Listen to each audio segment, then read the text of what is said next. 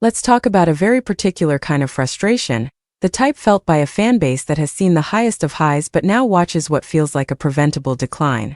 For Golden State Warriors fans, the greatest joy has become pointing out every perceived front office misstep. The list of grievances is long.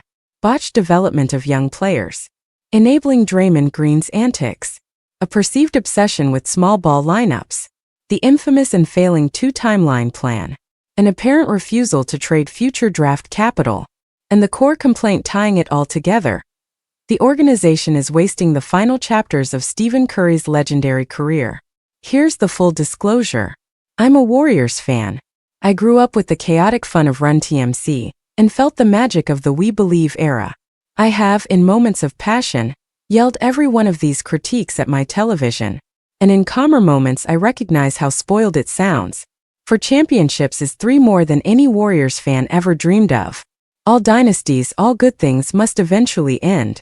But when you're this invested, you care deeply about how the story ends and when. Threading that needle is incredibly difficult.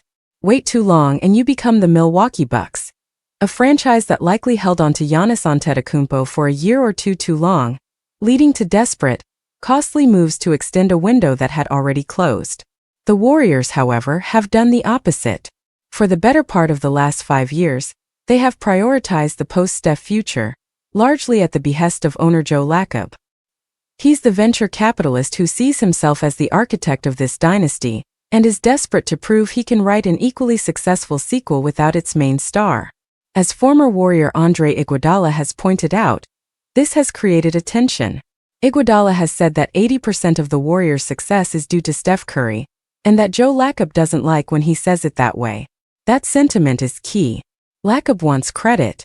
He knows anything achieved with Curry still on the roster will be rightly credited to Curry. It echoes the famous quote from late Chicago Bulls general manager Jerry Krause, who said, "Players and coaches alone don't win championships. Organizations do." While good organizations are vital because bad ones can ruin great players, let's be clear. The Bulls were a dynasty because they had Michael Jordan. Krause didn't like that narrative. He wanted to believe the organization could win after Jordan. They never have. Joe Lacob wants his story, not the Warriors' story but his story, to end differently. So, while Curry was winning a championship in 2022, Lacob had already begun casting new characters years earlier. Reports indicate he pushed for drafting James Wiseman over trading the pick for a proven player, and he advocated for Jonathan Kuminga over staff favorites like Trey Murphy III, seeing a young star who could fill seats long after Curry retired. This is the core issue. When owners play general manager, it's a story as old as sports.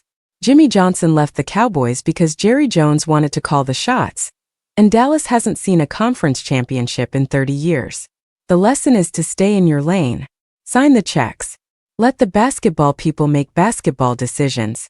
Fans are angry because, unlike the Bucks with Giannis, the Stephen Curry story should not be ending.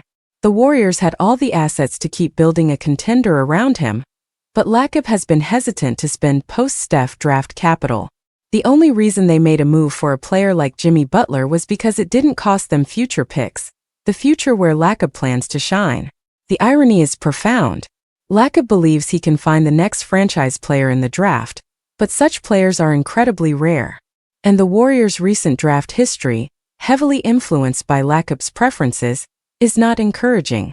Choosing Wiseman over LaMelo Ball or Tyrese Halliburton, taking Kuminga over Franz Wagner, selecting Moses Moody while Trey Murphy, Alperen Sengun, and Jalen Johnson were still on the board. These aren't just hindsight misses. Many teams passed on those stars. The deeper issue is that the Warriors were slow to admit these mistakes, largely because they were Lacob's pet projects. Selling low on Wiseman or Kuminga would have been a direct blow to the owner's ego and his planned sequel. This obsession with two timelines is misguided. When Curry is done, the Warriors will have max salary space and a premier brand to attract the next superstar. They don't need to find that player in the draft right now. Stephen Curry should be the singular focus. He is the reason for the 4 championships, the billion-dollar franchise valuation, and the packed arena. He remains an elite player, the likes of which this organization may never see again. Yet, reports even suggest Lacob once considered lowballing Curry on a max contract extension.